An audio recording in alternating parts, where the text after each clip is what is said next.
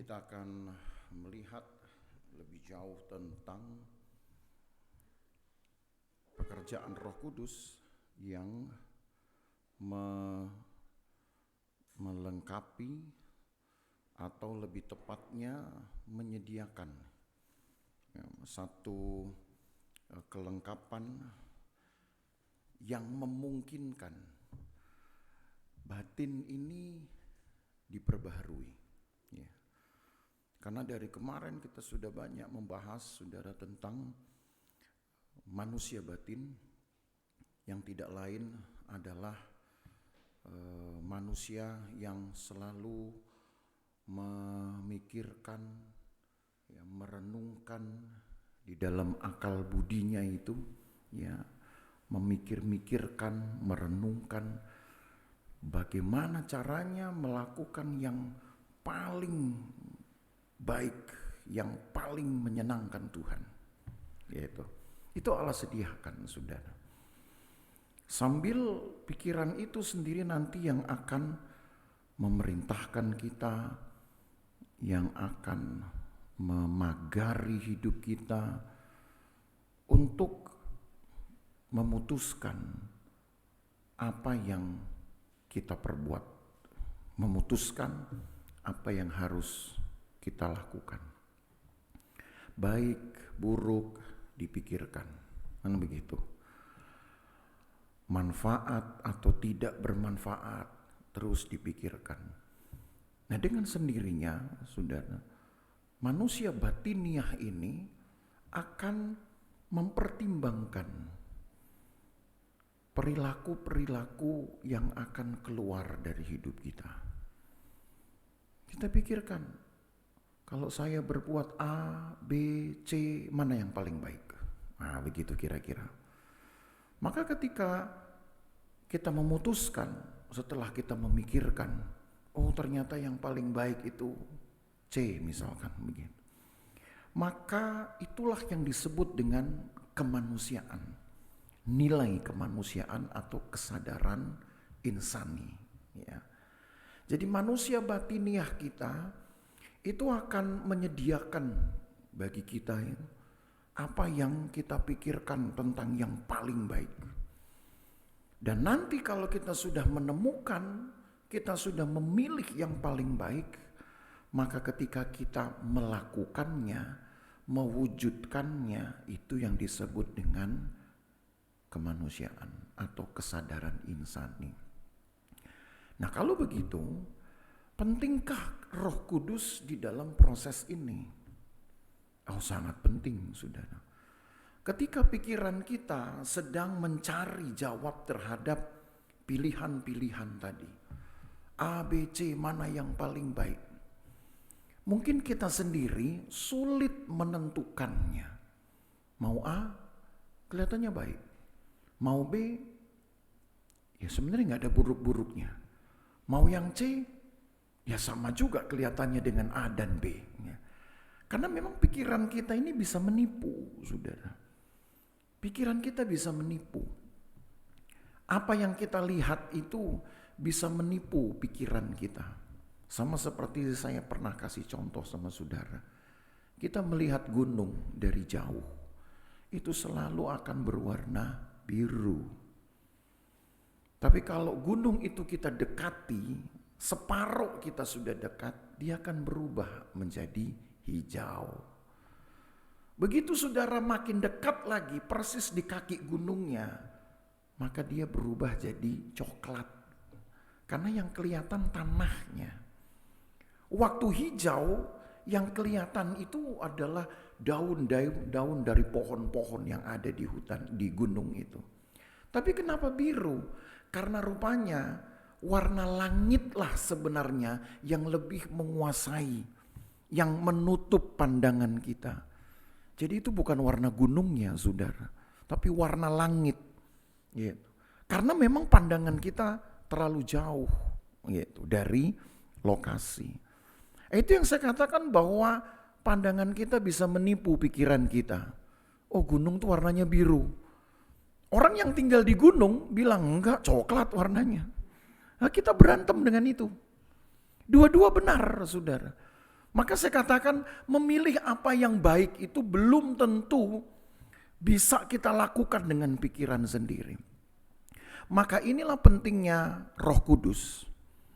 Roh Kudus akan menyediakan di dalam pikiran kita apa yang paling mungkin dari semua pilihan itu yang pasti baik. Nah, bagaimana caranya? Maka kita perlu membaca di dalam Roma pasal 12. Roma pasal 12. Ayat yang pertama sampai yang ketiga. Sebenarnya 3 ayat harus kita baca ya.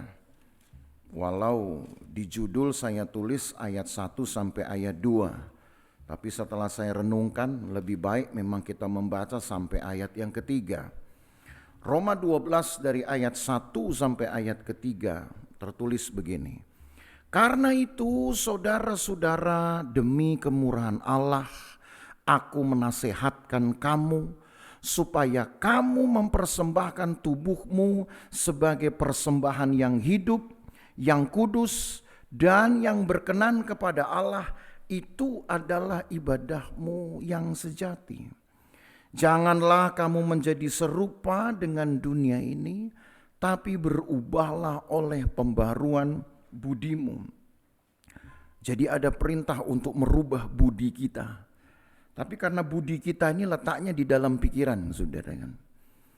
Budi kita itu letaknya di dalam batin. Yang saya pernah katakan di dalam khotbah-khotbah seri dalam peringatan pencurahan Roh Kudus ini. Saya sebut tidak ada organnya, ya, nggak ada organ khusus batin. Mau kita bilang di dada, itu hanya ada tulang-tulang rawan, ya, yang melindungi paru-paru, yang melindungi jantung. Tidak ada organnya. Kalaupun toh di otak kecil, itu pun bukan organ sebenarnya, saudara. Ya, hanya ya organnya ada tapi bukan organ batin maksud saya. Itu organ yang berhubungan saja dengan ingatan-ingatan, tapi itu bukan batin. Batin seolah tersimpan di dalam akal, tersimpan di dalam ingatan-ingatan, batin tersimpan di dalam di dalam pikiran-pikiran, batin tersimpan di dalam pertimbangan-pertimbangan. Itu manusia batiniah tuh begitu. Makanya saudara ikut Tuhan tuh harus sering mikir. Mikir ini saya sudah cukup bagus. Apa enggak? Selalu mikir, saya sudah cukup menyenangkan Tuhan apa tidak? Satu-satunya cara kalau saudara ingin membuat perbandingan adalah kira-kira saya punya pelayanan sudah bikin orang senang apa enggak? Nah gitu dulu lah. Ya. Walaupun enggak jadi ukuran. Sulit saudara ya menyamakan antara yang senang bagi Tuhan dengan senang bagi manusia memang tidak sama. Tapi paling tidak saudara, kita bisa membuat perbandingannya untuk membuat ukuran itu tadi. Karena kan kita gak pernah tahu, seperti misalkan kita memuji Tuhan, itu sudah cukupkah menyenangkan Tuhan? Kalau berdoa kan kita pintar.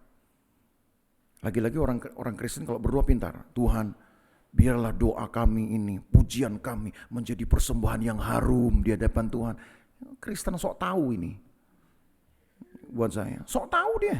Gitu. Yalah pujian kami jadi persembahan yang harum. Emang udah nanya sama Tuhan? Kita udah nanya, Tuhan udah cium belum? Baunya harum apa enggak? Dan kalaupun kita nanya, ada suara itu. Ya harum gitu. Kan enggak ada. Makanya kita kadang-kadang sok tahu. Tapi biar begitu, tetap aja kita bilang. Biar menjadi bau harum di hadapan Tuhan. Sebutlah itu bahasa iman. Sebutlah bahasa iman. Ya, daripada kita bilang, kita punya persembahan ini masih bau-bau gak sedap, gitu kan gak enak saudara ya. Sebutlah itu bahasa iman dan bahasa motivasi. Tapi buat saya, toh kita tetap gak akan pernah tahu Tuhan itu memang betul-betul senang gak dengan pujian kita.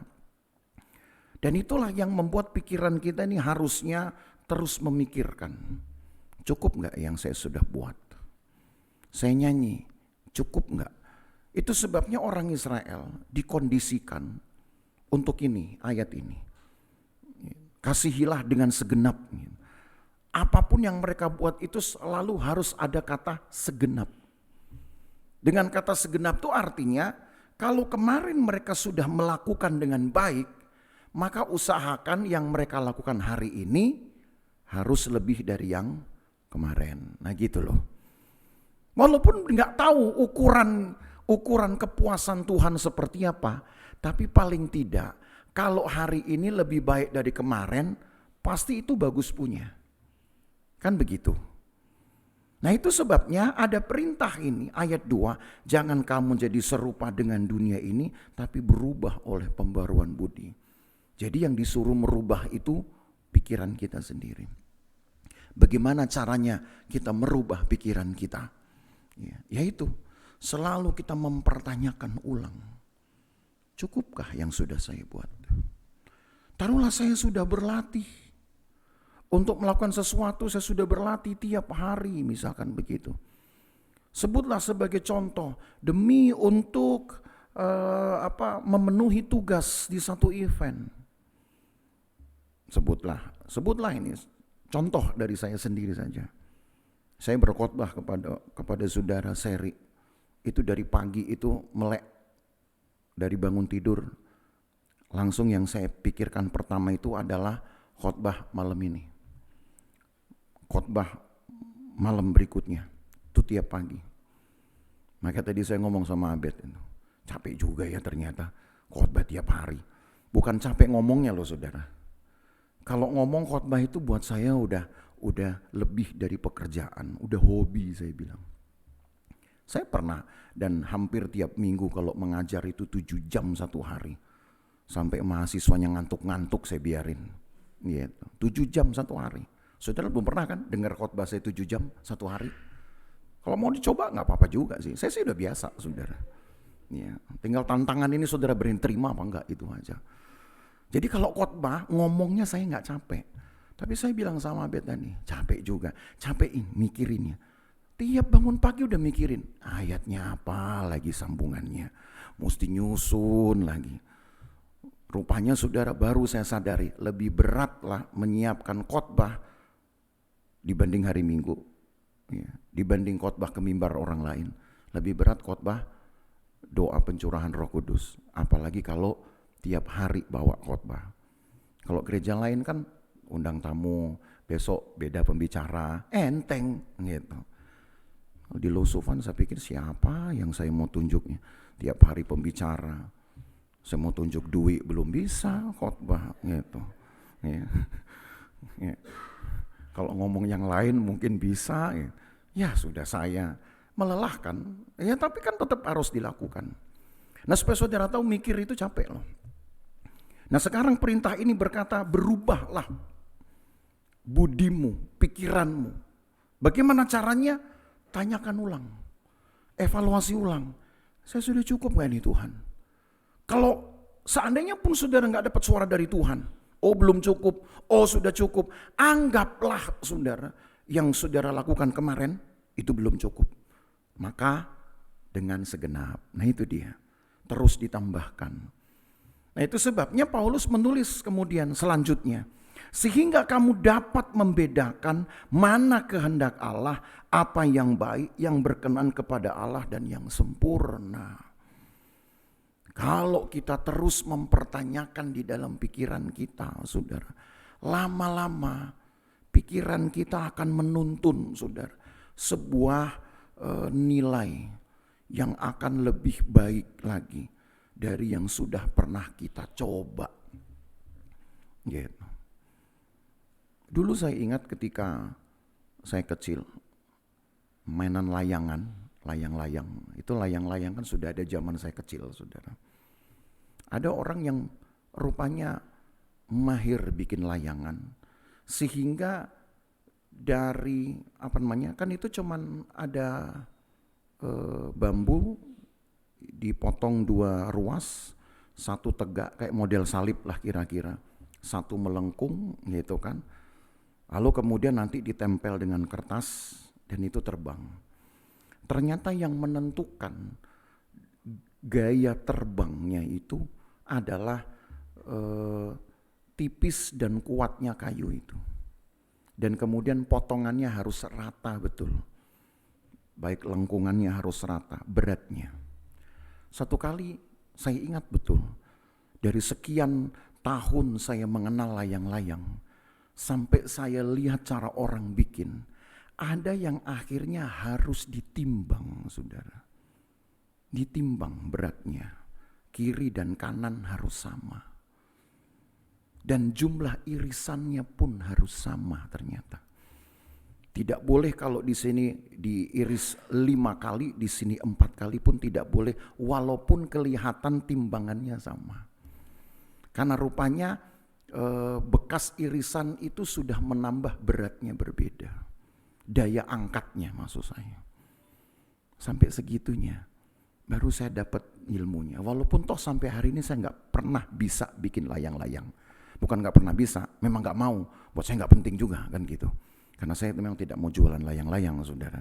Jadi nggak perlu belajar. Cuman saya perhatikan mulai dari, sebutlah ya, dari tahun pertama, tahun kedua, tahun ketiga, saya kenal layang-layang itu. Ada orang yang kemudian sampai presisinya itu dia perhatikan, ditimbang. Yang saya nggak pernah lihat orang lain bikin. Ketika kemudian saya ceritakan ke teman-teman. Ini saya lihat loh, ada yang pintar bikin layang, sampai ditimbang. Ketawa mereka. Ya ampun, gitu aja pakai ditimbang. Ngerti ya saudara? Diremehin saudara. Tapi ketika ditandingkan, layangan yang ditimbang ini kayunya, lebih cepat dia naik. Dan lebih bertahan lama dia di dalam ketinggian tertentu. Orang yang ketawa malu sendiri. Karena rupanya itulah yang presisif. Tapi itu kan perlu pemikiran, saudara. Sama kayak Wright bersaudara membuat pesawat terbang. Pertama, caranya mikir gimana supaya saya bisa di udara. Tahun berikutnya, bagaimana supaya saya jangan sering jatuh. Tahun berikutnya lagi, gimana supaya saya lebih cepat naik. Kan itu mikir akan membuat kita menjadi lebih berhati-hati. Nah ini yang Paulus sebut. Kalau budi kita perbaharui dengan cara terus kita pikirkan. Sudah baik, tapi kita ingin yang lebih baik. Maka kita bisa membedakan mana yang disebut dengan kehendak Allah. Apa yang baik, yang berkenan kepada Allah dan yang sempurna. Saya lihat di dalam terjemahan lain agak berbeda terjemahan ini. Justru peran dari Roh Kudus ketika dia menguasai hidup kita dan kemudian mengawal pikiran kita, maka ketika kita memikirkan sesuatu dengan mempertanyakan itu sudah cukupkah, sudah benarkah, sudah baikkah, sudah paskah, maka Roh Kuduslah yang nanti akan mengawal pikiran kita sampai kepada satu kondisi yang paling benar, saudara. Maka digunakan kata membedakan. Bahasa Indonesia buat saya nggak pas kata ini. Bukan membedakan mana kehendak Allah, tapi dikatakan untuk mengkonfirmasi yang kehendak Allah itu adalah yang ini, nah gitu. Ditunjukin dia oleh Roh Kudus pada saat kita mulai memikirkan sesuatu. Pertanyaannya, kalau kita nggak dikawal oleh Roh Kudus, kita nggak penuh Roh Kudus, bisa nggak? Bisa. Tapi mungkin kita perlu waktu yang lebih lama, saudara. Lebih lama. Tapi apakah ketika orang penuh Roh Kudus sudah pasti lebih cepat? Belum tentu juga. Kalau petunjuk Roh Kudus atau pengawalan Roh Kudus dia abaikan, tapi dia masih ingin mencoba yang rasionya dia yang harus ditonjolkan, maka peran Roh Kudus pun tidak mempengaruhi apa-apa. Jadi lagi sekali itu semua pilihan loh saudara. Tapi itu menunjukkan bahwa kebutuhan akan Roh Kudus menjadi penting. Ketika memang kita ingin cepat untuk mengetahui mana yang paling baik. Kita ingin secepat mungkin tahu mana yang disebut dengan berkenan kepada Allah. Maka saya yakin kebutuhan akan Roh Kudus tidak bisa ditunda di situ. Paham ya? Roh Kudus nanti yang akan membantu kita untuk mengawal cara kita berpikir ini sesuai dengan cara kita mempercayai sesuatu. Maka ayat 3 berkata begini. Ini saya tambahkan ayat 3. Berdasarkan kasih karunia yang dianugerahkan kepadaku, aku berkata kepada setiap orang di antara kamu, janganlah kamu memikirkan hal-hal yang lebih tinggi daripada yang patut kamu pikirkan. Tapi hendaklah kamu berpikir begitu rupa sehingga kamu menguasai diri menurut ukuran iman yang dikaruniakan Allah kepada kamu masing-masing. Jadi baru kita tahu iman itu punya ukuran. Walaupun di dalam Alkitab saudara mau cari, mau bolak-balik Alkitab ini dari Kejadian Wahyu balik, Kejadian lagi ke Wahyu lagi, saudara gak akan ketemu ayat ukuran iman itu apa. Cuman jadi mikir lagi kan. Nah ini saya kasih contoh saudara. Ketika Alkitab tidak memberi penjelasan lebih rinci tentang ukuran iman 1, 2, 3 kayak apa, kok Paulus berani-beraninya bilang tentang ukuran iman? Ini orang ini nekat, mau nyari sensasi kah dengan berita-berita viral begitu? Gak ada loh saudara. Rata-rata kalau nabi atau rasul berbicara, satu waktu nanti Allah akan jelaskan lagi melalui firman rasul yang lain. Itu makanya Alkitab berkata besi menajamkan besi. Alkitab orang menajamkan sesamanya. Alkitab pun akan menjawab Alkitab. Cuman ketika Paulus menyebut ukuran iman, saya sudah cari saudara. Sekian belas tahun. Jadi bukan baru khotbah ini. Memang dari dulu saya sudah cari. Tidak ada ukuran iman itu di dalam Alkitab. Tapi kalau contoh-contoh tentang pengungkapan iman seseorang, ada dikasih tahu bedanya antara iman yang sebutlah iman yang seperti bayi baru lahir, iman yang matang itu. Ternyata ada contohnya, pengungkapannya. Klasifikasinya, tangga urut-urutannya nggak ada. Contohnya ada.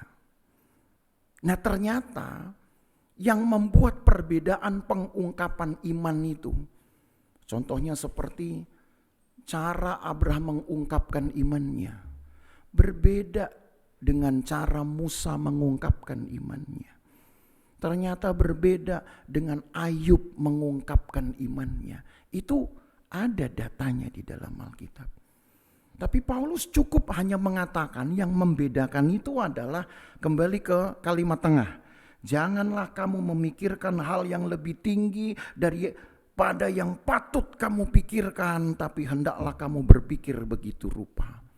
Jadi jangan mikirin yang belum bisa kita pikirin. Oh kalau gitu gimana maksudnya dong? Mikirin sesuai dengan level berpikirnya. Pelan-pelan saudara, jangan loncat. Contoh saya kasih tunjuk begini, yang Paulus sebutkan. Ya, saudara punya anak kelas 1 SD. Jangan disuruh memikirkan pelajaran kelas 4. Gitu, tewas dia. Jelek nilainya saudara.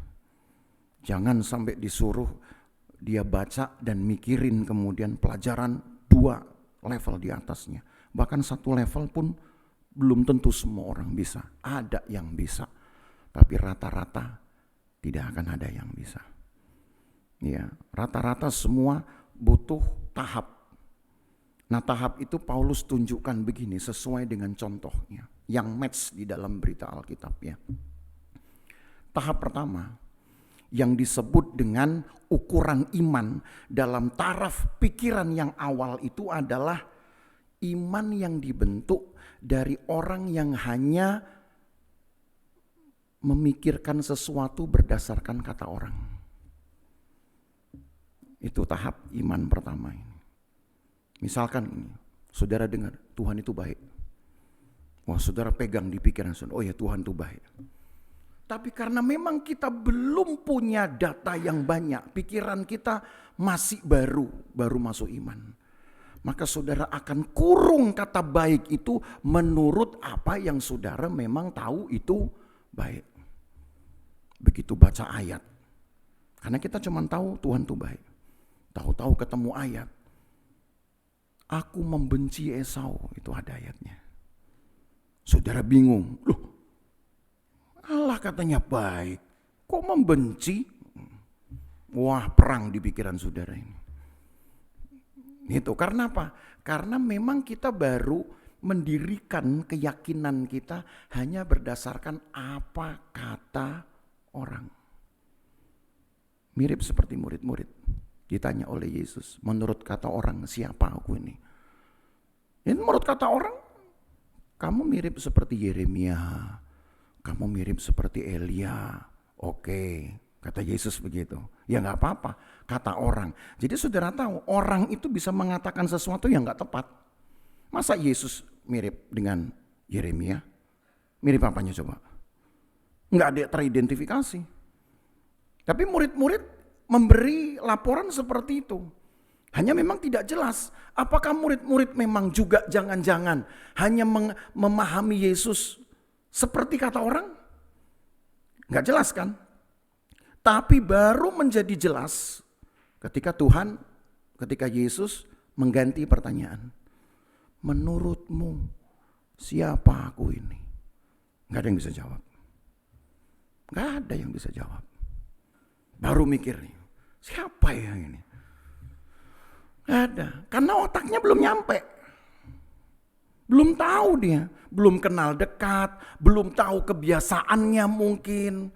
Yang dia tahu pokoknya Yesus tampil, wah itu sama kayak Yeremia dulu juga begitu. Kalau ngomong itu luar biasa. Kalau sudah melayani itu, waduh karismatik banget. Gitu. Karena otaknya cuma itu. Yesus tanya, menurutmu siapa aku nih? Gak ada loh yang bisa jawab. Tiba-tiba Petrus bilang, oh engkau adalah Mesias anak Allah yang hidup. Kayaknya Petrus paling berjasa sekali memberikan penjelasan tentang Yesus kan. Yesus bilang, benar Petrus, benar. Cuman sayangnya bukan kamu yang ngomong itu. Bapakku di surga yang minjem mulutmu. Ya kesian deh. Berarti yang Petrus ngomong gak dari sini.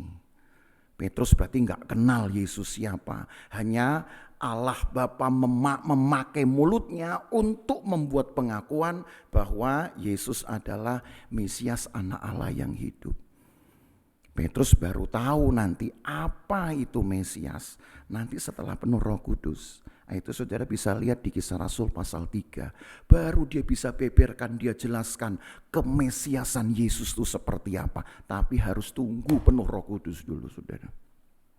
Nah itu kalau saya jelaskan ini saya makin lama.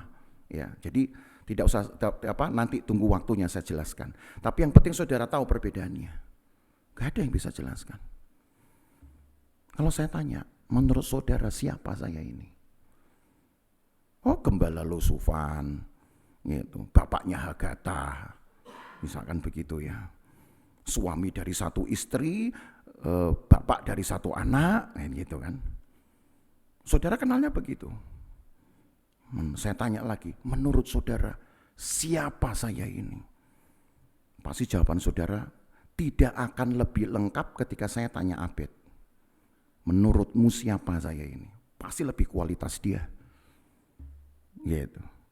Ngerti maksud saya? Lebih kualitas. Kenapa? Oh karena dia udah mikirin saya mungkin udah lebih bertahun-tahun. Saudara mikirin saya cuma berapa lama? Gitu. Kenalnya udah berapa lama?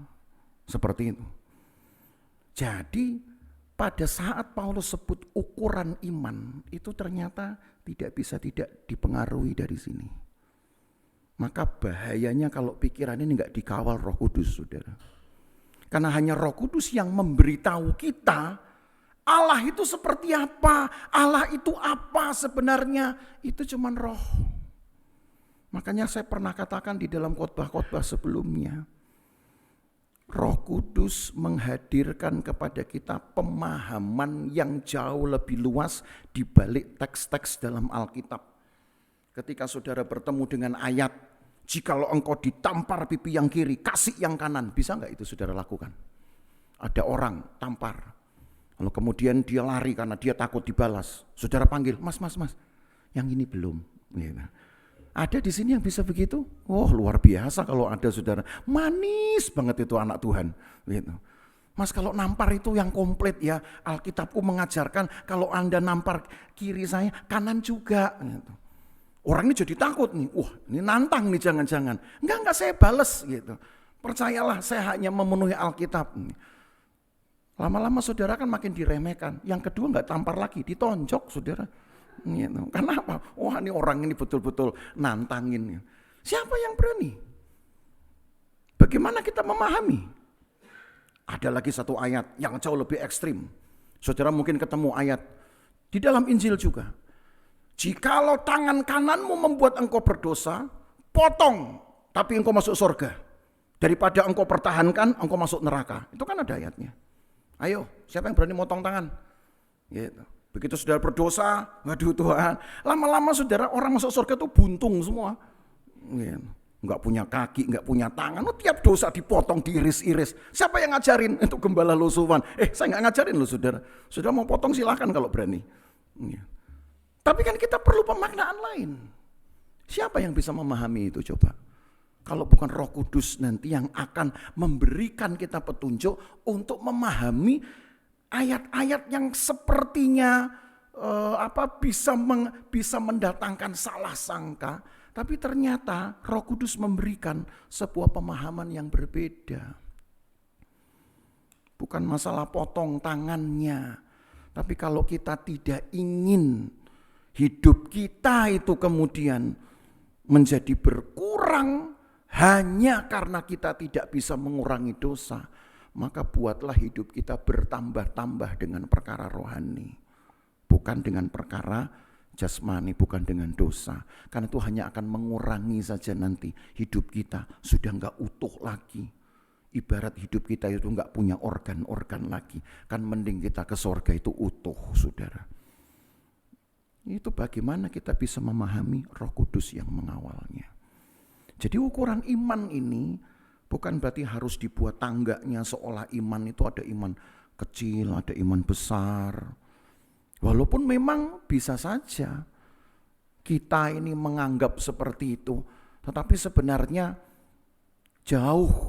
lebih jauh bahkan tentang pemahaman ukuran iman ini sebenarnya hanyalah ungkapan-ungkapan keyakinan kita kepada Tuhan. Kenapa ada orang seperti Abraham tiba-tiba mau menyerahkan anaknya? Ya udah, saya sembelih dia, nggak apa-apa lah. Coba kalau seandainya kondisi itu diuji cobakan kepada saudara, siapa mau bawa anak saudara ke gunung untuk kemudian dibeleh di sana? Itu masih ada 3 hari loh waktunya kalau saudara baca betul teliti Alkitab. Sejak Tuhan bilang bawa anakmu persembahkan itu 3 hari. Bayangin 3 hari seorang bapak mikirin terus ini. Nak, nih, kamu bakal gua matiin ini 3 hari. Dan mungkin si Abraham juga nego sama Tuhan. Tuhan, bisa enggak sih Tuhan kasih firman Tuhan yang lain? Ganti kayak firman Tuhannya. Itu 3 hari. Enggak cepat sudah 3 hari.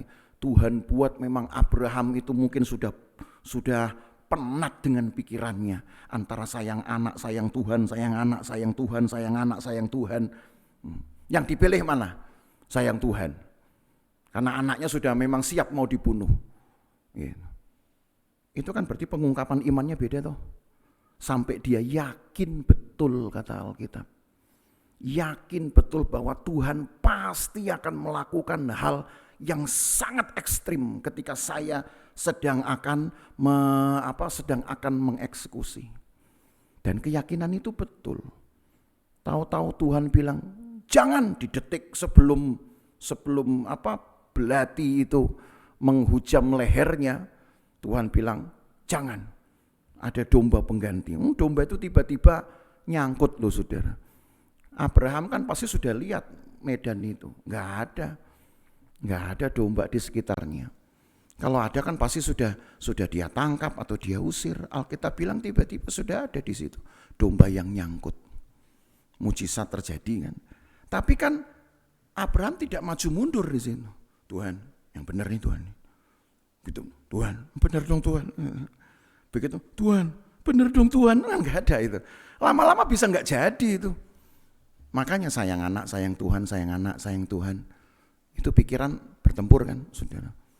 Jadi yang disebut ukuran iman sekarang jelas buat kita. Itu adalah cara pengungkapan kita. Antara memang tetap mau berkata ya, atau kita ragu, atau kita batalkan. Sederhananya kalau saudara sakit. Saudara sakit, ini misalkan. Saudara ke gereja, tidak ke gereja, tidak ke gereja karena sakit. Tapi di dalam pikiran saudara mungkin ada sebuah pertempuran di dalam pikiran. Udah ke gereja aja, kan di gereja ada mujizat. Mau jalan, aduh tapi kok sakit, tapi kok pusing. Begitu keluar rumah, ke gereja, gak ke gereja, ke gereja, gak ke gereja. Roh Tuhan bekerja bersuara, udah ke gereja aja, di gereja ada mujizat. Saudara keluar 5 langkah, ketemu orang, loh mau kemana? Sakit-sakit begini, gitu. Udah di rumah aja, ke gereja, rumah, gereja, istirahat, kan makin kacau pikiran saudara. Tapi kalau sampai saudara tetap nekat berani datang ke sini, itu namanya pengungkapan iman saudara sudah lebih baik. Daripada orang yang mungkin setelah 5 langkah ketemu orang, lah ngapain kamu sakit, udah di rumah aja, bisa live streaming, ya deh. Gitu. Kalau saudara pulang ke rumah, tetap namanya pengungkapan iman saudara akan berbeda antara yang tetap datang ke gereja dengan yang tidak ke gereja. Itu yang saya mau maksud dengan pikiran. Ya, pergumulannya terserah saudara. Saya cuma kasih contoh. Ada yang tersinggung, alhamdulillah. Ya, ada yang ketemplak, puji Tuhan. Gitu. Ada yang nggak seneng, nanti lapor saya di belakang. Gitu. Tapi memang itu yang Alkitab bilang. Itu baru satu loh saudara. Paling tidak Alkitab mengetengahkan ada 6 contoh pengungkapan iman yang berbeda. Wah kalau saya jelaskan semua, nanti kita nggak doa. Ya, nantilah ada kesempatan lain. Saya lebih senang menyimpan banyak hal untuk nanti. Ya, mudah-mudahan Tuhan belum datang, ya, sehingga khotbah-khotbah ini masih bisa kita selesaikan dalam tempo yang sesingkat-singkatnya. Tapi kalau tidak, ya sudah artinya saudara belajar sendiri. Apa ya, misalkan sudah di rumah penasaran. Tadi kan ini Bapak Gembala bilang ada 6, ini cuma 1. Tarik sendiri, saudara. Tahu-tahu saudara dapat misalkan 5-5-nya. Nah untuk konfirmasi, benar enggak yang saudara dapat? Saudara tanya ke siapa? Datang ke saya kan pasti. Benar enggak ini 5-5-nya? Kalau saudara tanya itu sama tukang becak, benar enggak ya menurut Anda? Ini apa ini? Kan bingung sendiri. Dia bingung, saudara makin bingung. Tetap akan ada satu orang yang saudara akan ajak untuk meminta konfirmasi. Dan dalam hal inilah Roh Kudus hadir ketika di dalam hidupmu engkau nyatakan dia menjadi yang paling saudara butuhkan, maka ketika dia mengawal pikiran saudara, dan dalam proses ini saudara mulai menapaki pemikiran-pemikiran tentang Tuhan. Sampai akhirnya yang keempat saya loncat aja ya, kan tadi 1, nanti 2, 3 nih PR nanti. Artinya maksudnya nanti sewaktu saya bawa di khotbah lain. Tingkat yang keempat, ukuran keempat itu karena kebetulan ukuran ini berhubungan dengan kematangan, usia matang seseorang. Antara umur 21 sampai umur 40. Ketika orang sudah mulai makin pinter, makin cerdas, sudah disinilah rata-rata orang sudah sarjana, ya. Disinilah rata-rata orang sudah dapat minimal S1. Sudah kerja gitu. Itu di usia ini.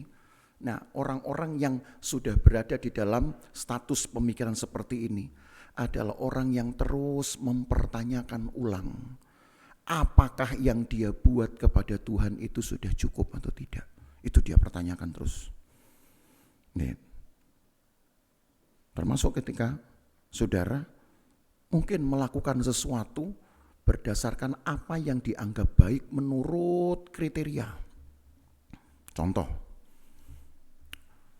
pelayan itu misalkan ya, pelayan kriterianya apa? Baju rapi, sepatu baru, misalkan begitu. Ini misalkan ya, ini kan kriteria kan ditetapkan oleh gereja. Baju rapi, sepatu baru, pakai jas, nah, misalkan begitu. apalagi suara bagus, tidak boleh false, itu kan, ngerti intonasi, apalagi ya, loncat tinggi, jadi kalau misalkan dia loncat-loncat ya paling tinggi, tapi jangan lupa turun kembali, gitu. Udah itu kriteria gereja. Kalau saudara sudah penuhi semua itu, ya, sudah dipenuhi nih seorang pelayan, udah pakai baju rapi, jas, sepatu baru, sudah latihan loncat tinggi, misalkan gitu, sudah latihan lagu, gitu kan, wah udah memenuhi nih, kriteria engkau penuhi. Orang yang sampai pada tahap keempat ini, pulang, dia akan berdoa, Tuhan, tadi saya sudah melakukannya tepat seperti deskripsi dan kriteria gereja. Tapi apakah itu sudah cukup menyenangkan Tuhan? Nah itu dia. Dan itu ada pada seorang Ayub, kalau saudara mau tahu. Dia tanyakan ulang. Saya sudah berkorban. Mendoakan anak-anak tiap hari. Bahkan memotongkan kambing untuk mereka tiap hari. Itu Ayub loh saudara. Bahkan di dalam keadaan yang paling susah, Alkitab berkata dia tidak pernah berdosa dengan mulutnya. Kan saudara baca itu. Gak pernah dia menggerutu. Bayangin itu. Tapi segitunya Ayub berkata, aduh Tuhan, rupanya apa yang saya kenal tentang engkau sekarang beda dengan yang dulu tuh. Kenapa? Dia pikirin terus. Taruhlah saya sudah melakukan ini dengan baik, memenuhi kriteria, memenuhi deskripsi, memenuhi tuntutan, memenuhi aturan. Kira-kira sudah cukup enggak buat Tuhan? Tuhan, saya ini sudah berdoa, sampai hari ke-6 saya sudah berdoa. Perasaan saya sudah ngomong haleluya lebih dari 12 kali. Gitu. Saya sudah ngomong puji Tuhan. Cuman kok orang lain bisa bahasa roh kok saya belum gitu. Mungkin saudara nanya-nanya seperti itu. Saudara kan bertanya itu kan saudara akan meningkatkan nanti sebuah kekuatan, sebuah antusiasme. Saudara kan kumpulkan. Mungkin kemarin itu saya bilang haleluya antara yang pertama dengan yang kedua itu intensitasnya 5 menit. Artinya saudara bilang haleluya, sudah diam 5 menit. Haleluya lagi, diam lagi 5 menit. Kelihatan berdoa, posisimu tetap berdoa, bagus, berlutut gitu ya. Enggak kenal capek, tapi motivasi saudara kurang. Kan saya enggak tahu. Temanmu enggak tahu. Tapi yang tahu kan harusnya kita tuh. Kenapa? Karena kita mikirin. Nah pertanyaannya itu ada enggak? Saudara pikirkan enggak? Udah 6 hari saya berdoa, ini hari ke-7 loh Tuhan. Jangan sampai saya enggak penuh Roh Kudus. Saudara tahu bahwa apa yang saya alami, yang saya ceritakan, kenapa Tuhan izinkan saya baru penuh Roh Kudus baru di hari ke-10-nya, hari terakhir. Itu pun bukan di jam ibadahnya lagi loh. Sudah pulang semua jemaat dan saya lanjut sendiri itu. Tahun 89, itu gak pernah akan saya lupa saudara. Karena saya mikirin terus, loh Tuhan, saya sudah berdoa minta kepenuhan Roh Kudus ini sejak saya SMP. Gitu. Sejak saya SMP loh saudara. 89 saya sudah SMA, udah mau lulus, kok belum penuh-penuh juga? Saya pikir apa yang salah ini? Masa sih saya berdoa 5-6 tahun gak penuh-penuh juga? Gitu. Pikir kan. Baru saya menghitung, oh mungkin tahun lalu itu saya berdoa, saya cuma numpang berlutut. Sebelah saya bilang haleluya, saya ikut haleluya. Begitu penuh Roh Kudus saya diem. Loh, kok dia bahasanya lain? Saya mau ngomong takut salah, gitu kan. Saya pernah nyoba. Tapi ya belepotan gitu loh. Saya pikir, nggak sejahtera hati saya, nggak bener ini.